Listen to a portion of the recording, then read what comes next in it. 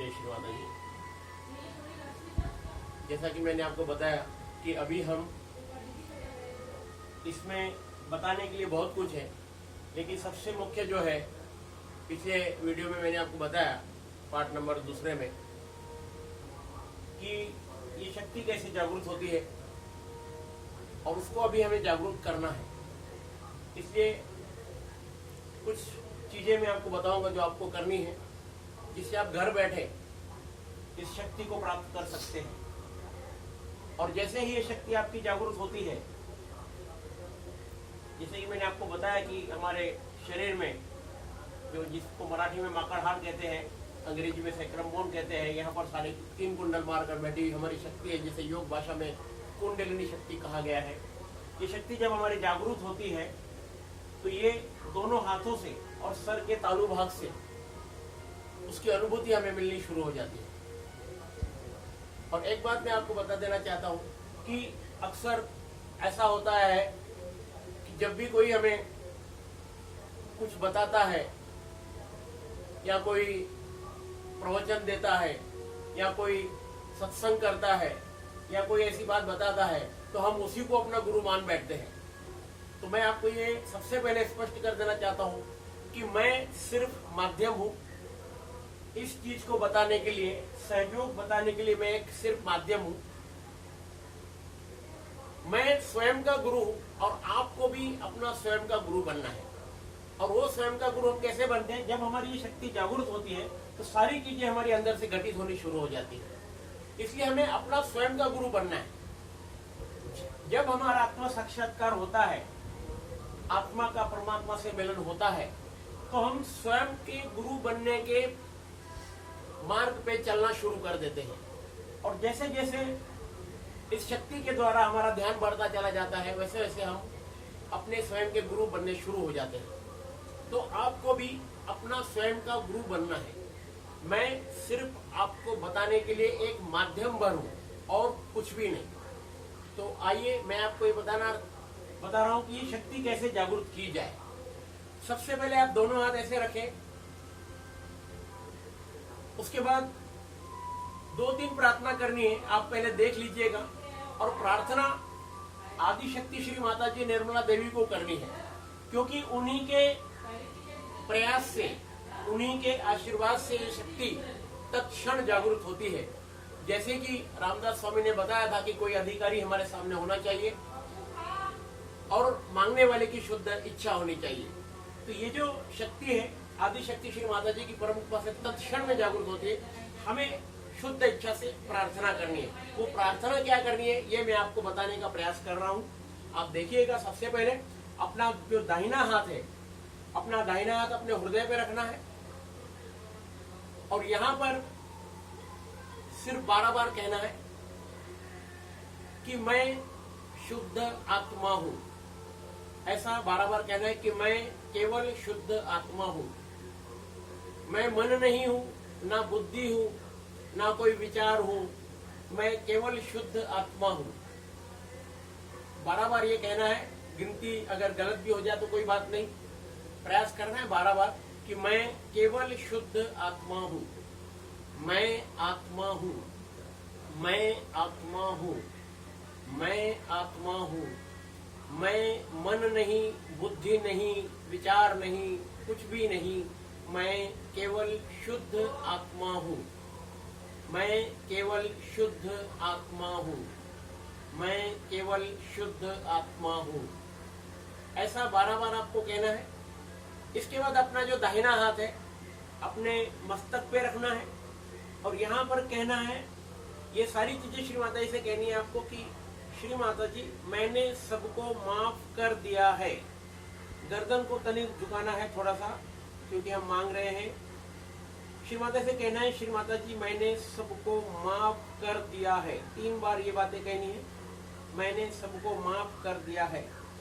इसके बाद कोई दाहिना हाथ पीछे की तरफ ले जाना है, सर को पीछे की तरफ झुकाना है और कहना है, श्री माता जी आज तक परमात्मा के विरोध में जाने अनजाने हमसे कोई गलती हुई हो या कोई भूल हुई हो तो कृपा करके हमें क्षमा करें। हमें क्षमा करें, हमें क्षमा करें। ये प्रार्थना हमें करनी है। उसके बाद ये होने के बाद आप पहले देख लीजिएगा, उसके बाद में उसका अनुसरण करेगा। उसके बाद ये सर अपना जो हाथ है, हाथ की हथेली है, सर के बीचों बीच रखनी है, जिसे हम तालू भाग कहते हैं, अपने सर का बीच का हिस्सा। यहाँ पर 7 बार घुमाना और प्रार्थना करनी है कि हे आदि शक्ति मां, हे श्री माता जी, कृपा करके मुझे मेरा आत्म साक्षात्कार प्रदान कर दीजिए। श्री माता जी, मुझे मेरा आत्म साक्षात्कार दीजिए। श्री माता जी, मुझे मेरा आत्म साक्षात्कार दीजिए। श्री माता जी, मुझे मेरा आत्म साक्षात्कार दीजिए। श्री माता जी, मुझे मेरा आत्म साक्षात्कार दीजिए। श्री माता जी, मेरे अंदर की शक्ति, मेरी कुंडलिनी शक्ति जागरूक कर दीजिए और मुझे उसकी अनुभूति प्रदान कर दीजिए। इस तरह 3 बार आपको प्रार्थना करनी है और उसके बाद सर हाथ को धीरे धीरे ऊपर उठा के देखना है। आप यहाँ पर महसूस कर पाएंगे कि आपके तालु भाग से आपकी जो शक्ति जागरूक हुई है, जो कि होती है पूर्ण शुद्ध इच्छा से। जब हम प्रार्थना करते हैं, आदि शक्ति श्री माता जी निर्मला देवी जी की कृपा से ये तत्क्षण जागरूक होती है। उसका प्रमाण हमें अपने हाथों पे मिलता है। आप देखेंगे कि आपके हाथ पर कुछ ठंडी या गर्म लहरों के रूप में आपको उसकी अनुभूति होगी। आप देख सकते हैं, हाथ को आप ऐसे घुमा के देख सकते हैं।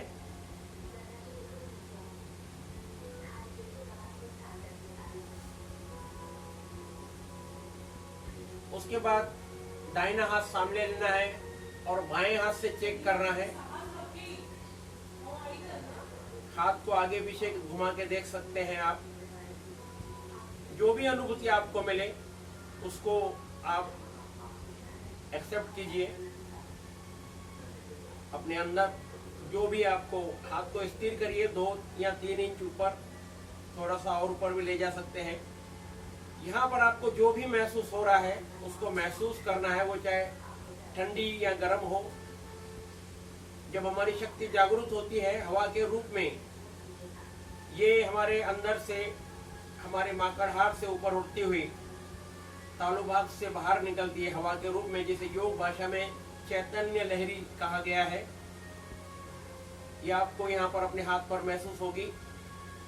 हमारे शरीर के गुण धर्म के हिसाब से, हमारे विचारों के हिसाब से वो शक्ति हमें उसका अनुभव मिलेगा, वो चाहे ठंडा हो या गर्म हो। उसके बाद आप बायां हाथ फिर नीचे करिए, फिर से आप दाहिने हाथ पे देखिएगा। पूरी तरह से आपको यहाँ पर ठंडक महसूस होगी। अगर गर्म भी होगी, अगर गर्म आपको लगता है यहाँ पर या बहुत ही वजन जैसा लगता है, तो कहना है श्री माता जी को, श्री माता जी, मैंने सबको हृदय से माफ कर दिया है। अपने अंदर कोई भी भावना न लाते हुए सिर्फ कहना है कि श्री माता जी, मैंने सबको माफ कर दिया है। जिसने भी मुझे दुख दिया, मुझे तकलीफ दी या मुझे सताने की कोशिश की, उन सबको मैंने माफ कर दिया है। अगर आपके तालु भाग से आपको गर्म महसूस होता होगा या वजन महसूस होता होगा, तो ये तुरंत ही बंद हो जाएगा और तुरंत ही ठंडी लहरों के रूप में आपको महसूस होगा। ये आपके ही अंदर से क्रिया घटित होने वाली है, आपको ही महसूस करना है। महाराष्ट्र के संतों ने बहुत अद्भुत तरीके से ये बताया हुआ है कि तुझा है तुझापाशी परी तू जागा चुकलाशी, यानी कि जो ये तेरे ही अंदर है, तेरी ही शक्ति है, तुझे ही इसको जानना है।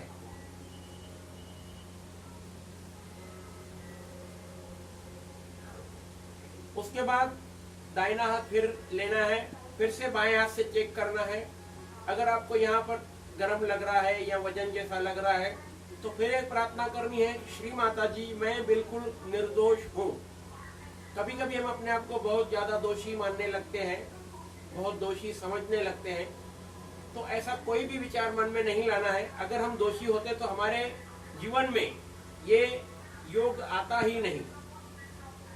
अगर ये वीडियो आप तक पहुंच रहा है तो कहीं ना कहीं परमात्मा की नजर आपके ऊपर है, या कहीं ना कहीं आपकी भी इच्छा है परमात्मा से मिलने की।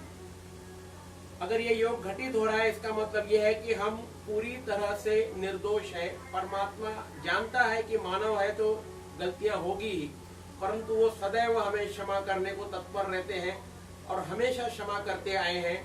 और आज भी आदिशक्ति माता जी निर्मला देवी के रूप में वो आए हैं और सबको क्षमा कर देते हैं। सिर्फ हमें कहना है कि मैं बिल्कुल निर्दोष हूँ, आज तक मुझसे जो भी घटनाएं घटित हुई है उसमें मेरा कोई भी दोष नहीं है। ये एक प्रार्थना करनी है। आप देखेंगे तुरंत ही गर्म की जगह पे ठंडा हो जाएगा और वजन है तो हल्का हो जाएगा। फिर दोनों हाथ सामने रखना है और अपने ध्यान को तालू भाग पर जो भी महसूस हो रहा है उसको महसूस करना है, और दोनों हाथों से जो महसूस करना है वो महसूस करना है। इसी अनुभूति को ध्यान कहा गया है। पहले के ऋषि मुनि इन्हीं परम चैतन्य लहरियों को प्राप्त करने के लिए जंगलों में जाते थे, 12-12 वर्ष तप करते थे। उसके बाद उनको ये जो हाथों से लहरें निकलती है या यहाँ से लहरें निकलती है उनको प्राप्त होती थी। इसके लिए उन्हें बहुत मेहनत करनी पड़ती थी। परंतु आज के इस युग में आदिशक्ति श्री माता जी निर्मला देवी की परम कृपा से, ये श्री माता जी निर्मला देवी की प्रतिमा है। आपको इन्हीं को प्रार्थना करनी है बैठकर घर पे। जो मैंने आपको बताया पहले आप देख लीजिएगा, उसके बाद आप श्री माता जी से प्रार्थना करिएगा। जो मैंने आपको बताया उस तरीके से आराम से बैठकर, कोई भी अपने आप के ऊपर तनाव नहीं देना है, बहुत ही आराम से बैठना है। खाली श्री माता जी की ये प्रतिमा जो आपको दिखाई जा रही है वो सामने रखनी है। उनके सामने आप प्रार्थना करेंगे जो आपको मैंने बताया है। आप करके देखिएगा, आपको तुरंत ही इसकी अनुभूति मिलेगी। और उसके बाद जैसे कि मैंने आपको बताया जो हमारे चक्र है, ये जो मैंने आपको बताया चक्र, ये चक्रों की जानकारी, आपको एक एक चक्रों की जानकारी मैं आपको देने का प्रयास करूंगा। इन नाड़ियों के अंदर हमारी क्या खूबियां हैं और क्या कमजोरियां हैं, इनको भी मैं आपको बताने का प्रयास करूंगा। लेकिन सबसे महत्वपूर्ण है, जैसे श्री कृष्ण भगवान ने पहले ही कहा था कि योगक्षेम वहाम्यम, कि जब तक आप योग नहीं करोगे आपको क्षमा नहीं मिलेगी और आपके प्रारब्धों से आपको मुक्ति नहीं मिलेगी। योगक्षेम वहाम्यम, जब आपका योग घटित होगा, आपको आपके जीवन में जितने भी पहले की जो बातें हैं उससे आपको मुक्ति मिल जाएगी, क्षमा मिल जाएगी। प्रारब्ध जिसको बोलते हैं कि हम प्रारब्ध है, प्रारब्ध पूरी तरह से खत्म हो जाएंगे और आज से आपका एक नया जन्म शुरू हो जाएगा। जैसा कहते हैं कि हर आत्मा को एक नया जन्म लेना पड़ता है। जैसे पक्षी होता है, पक्षी को भी पहले अंडे के रूप में आता है, उसके बाद उसका नया जन्म होता है पक्षी के रूप में। वैसे ही हमारा है, एक जन्म हमने ले चुके हैं और दूसरा जन्म परमात्मा की तरफ से होता है। वो ये है कि जब ये हमारी शक्ति जागृत होती है उसको एक नया जन्म कहा गया है, उसे आत्म साक्षात्कार कहा गया है।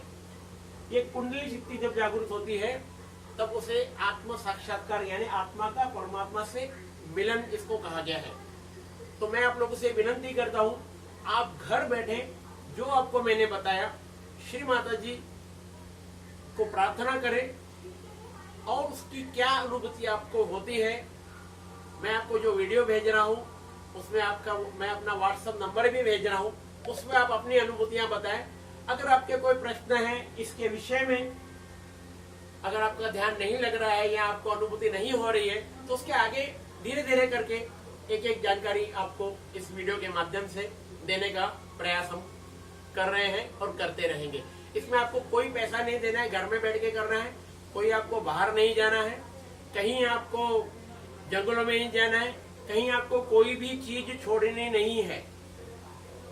ये तो योग का मतलब लोगों को लगता है कि हमको सब कुछ छोड़ना पड़ेगा। कुछ भी छोड़ना, अपना घर छोड़ना है, ना अपने बीवी बच्चे छोड़ने हैं, ना अपना जो बिजनेस है, व्यवसाय है, नौकरी है, कुछ छोड़ना नहीं है।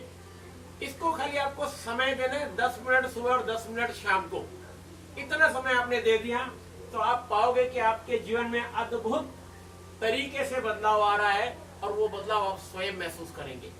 तो ये इस वीडियो का तीसरा भाग मैं आपके सामने ले आया हूं। इसको आप देखिएगा, इसका अनुसरण करिएगा और इसका रिप्लाई हमें देने का प्रयास करिएगा।